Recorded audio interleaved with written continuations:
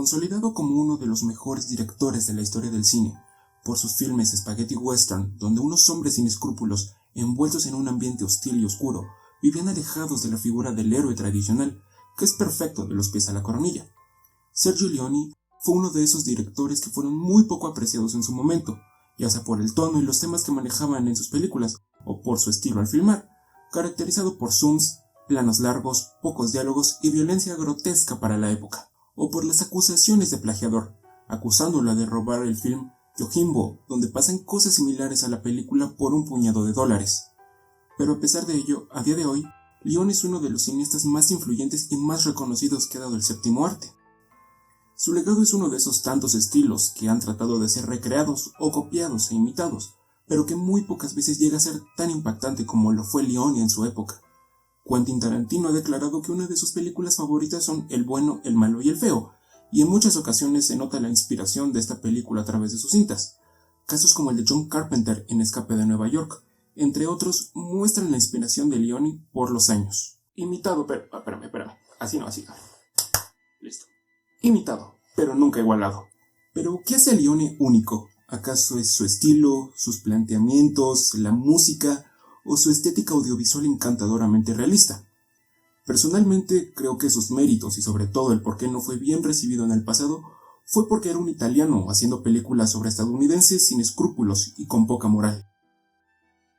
Y Once Upon a Time in America es el claro ejemplo del estilo de Sergio Leone. David Aronson, o mejor conocido como Noodles, es un muchacho judío que crece en el seno de Manhattan, Nueva York. Noodles forma parte de una pandilla que se dedica a robar por encargo de los supuestos altos mandos de la cuadra. Así se topará con Maximilian Berkowitz, o mejor conocido como Max, quienes formarán una amistad demasiado profunda que perdurará por años ante las más adversas circunstancias. La historia despega cuando un viejo Noodles, interpretado por Robert De Niro, que llegaba de triunfar en cintas como El Padrino, Parte 2, Toro Salvaje y Taxi Driver, estas dos últimas cintas junto con el gran Martin Scorsese, regresa a Manhattan 35 años después de escapar de unos asesinos. Ahí, Noodles se enfrentará y recordará el pasado, mientras en el presente vive un dilema que puede acabar con su vida. Antes de ir a hablar de la cinta, hay que recalcar todo el trabajo creativo que hay tras la película. Había una vez en América es la película Postmortem de Leone, y parte de la trilogía Había una vez, un conjunto de cintas que se desarrollan en Estados Unidos. En primera instancia, la película tuvo un total de 8 a 10 horas de grabaciones, haciendo que el director quisiese presentar la cinta en 3 partes diferentes, cada una de 3 horas. Pero al final se realizaron muchas versiones que englobarían en distintas duraciones la idea central. La versión estadounidense, con 139 minutos, 2 horas y 10 minutos.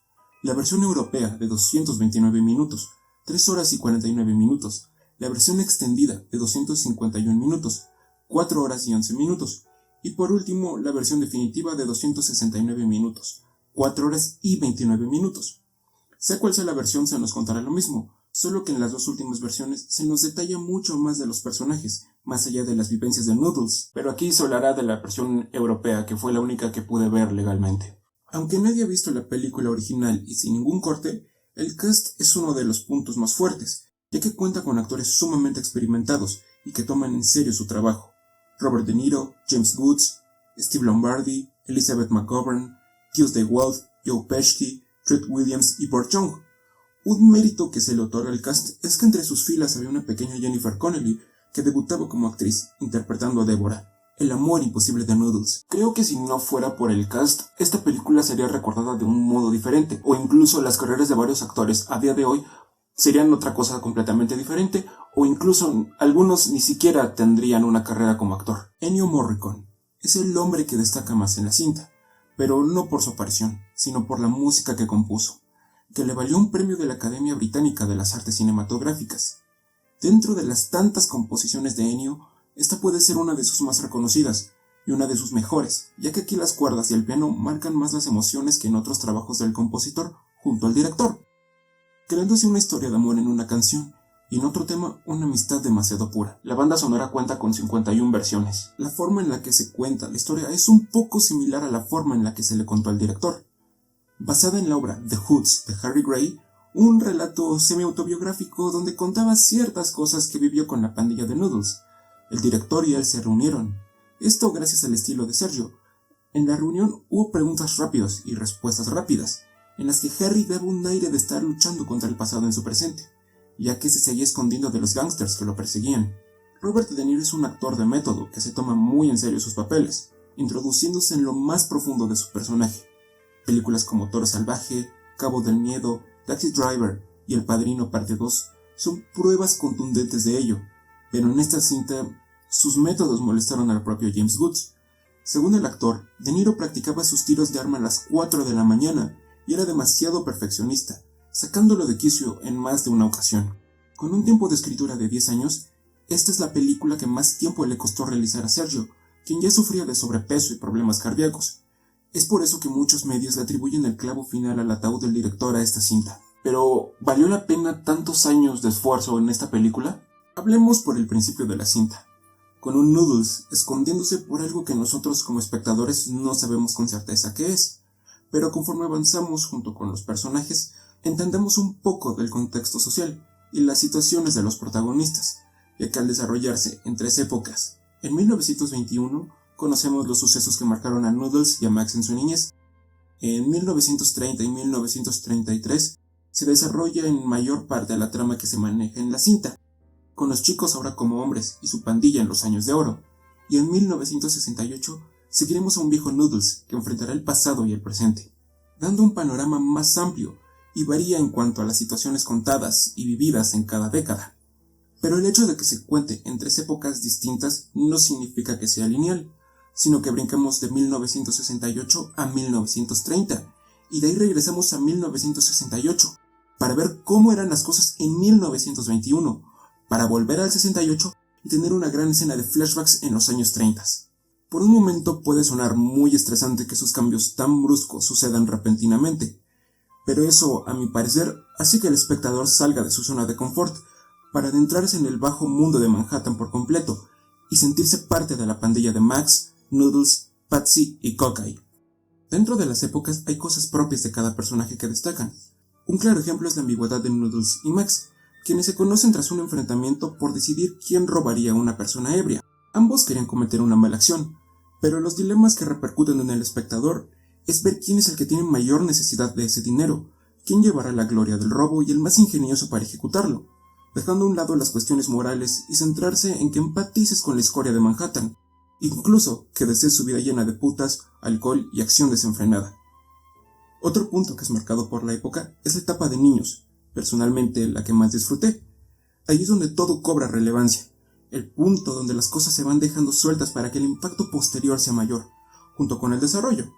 Noodles enamorado de Deborah, quien lo ama pero repudia a la vez, Max lleno de ambición y astucia, los deseos carnales de los pequeños al tratar de seducir gratis a la mujerzuela del edificio.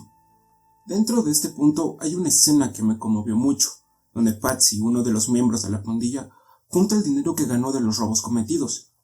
Uno pensaría que siendo un niño lo gastaría en dulces o juguetes para él, pero lo gasta en el mejor pastelillo de crema para regalárselo a Peggy, la ramera del edificio. Se está bañando, le dice la madre de Peggy al ver que el niño está en el umbral de su entrada. La esperaré, dice Patsy lleno de miedo. Así que espera en las escaleras, y mientras espera, se come el pastel de crema que era para aquella niña. Para cuando Peggy sale, Patsy, lleno de vergüenza, se va de las escaleras sin poder mirarla como le gustaría. Aquí quiero recalcar algunas cosas. Primeramente, la idea vaga de un infante que quiere hacerse un nombre a través de una mujer, pero que su inocencia no le permite hacerlo. Como segundo punto, la decadencia socioeconómica que vivían todos, mostrándonos que la madre de Peggy apoyara a su hija en su oficio, plasmando el deseo de dinero y respeto de los niños, de una forma u otra. Pero siguiendo con la parte de los niños, hay una cosa vital de la cual casi nadie habla, y es que la mayoría de las circunstancias se dan en un entorno judío, dándonos un contexto más complejo, lleno de discriminación y de ideologías que constantemente están chocando por decidir cuál es la adecuada para cada caso presentado. Llegado a un punto avanzado, la pandilla junta $1.000.000 tras una nueva idea de contrabando en los ríos, prometiendo que ninguno lo abrirá sin el consentimiento de todos, poniendo un sello único en su amistad, mientras Cockeye toca su flauta en una caminata que evoca calidez. Esto contado en casi 1 hora y media hace que todo se desarrolle perfectamente y puedas conocer a los personajes profundamente. La transición de niños a adultos es a mi parecer la parte más dura de lograr, no porque sea pesada en la cinta o porque a pesar de la edad de muchos hagan cosas incorrectas, sino que da el enfoque característico de Leone como extranjero en Estados Unidos. Vemos como uno de los miembros de la pandilla es masacrado frente a sus amigos, y Noodles, lleno de sed de venganza, acaba con el responsable. Pero es visto por la policía antes de irse, terminando su infancia en prisión, pero todos conocieron los excesos a una edad temprana.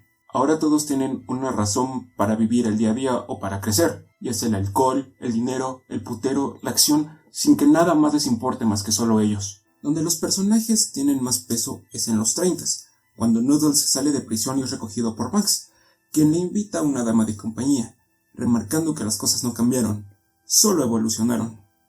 Veamos si no te volviste marica, le dice Max a Noodles mientras este mismo disfruta de la mujer. Noodles no cambió nada, pero su corazón sigue con Deborah, a quien en un momento de euforia y de amor invita a cenar como a una reina, pero posteriormente Deborah le confiesa que se irá a Hollywood para cumplir su sueño de ser actriz. Lleno de dolor e ira, Noodles la toma a la fuerza en el trayecto de regreso en auto. Muchos pensarán que odiar a alguien después de esto es fácil, incluso que merece lo peor de lo peor. Pero no con este hombre.